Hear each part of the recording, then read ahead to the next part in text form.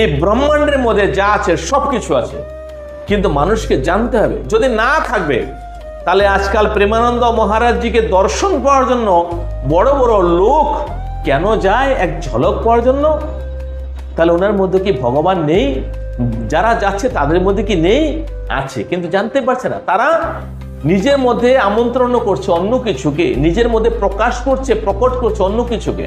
প্রেমানন্দ মহারাজজি প্রেমে পরিপূর্ণ, কারো খারাপ চায়েন না। সেই জন্য ভগবান ওনার প্রতি কৃপা করেছে, ভগবান ওনার মধ্যে প্রবেশ করে গেছেন। সেই জন্য ওনার চেহারা চমক দেখেন।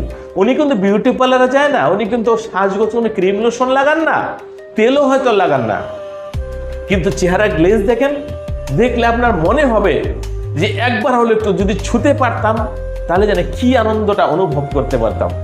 তো প্রতিটা মানুষের মধ্যেও সেই দৈব শক্তি আছে, প্রতিটা মানুষের মধ্যে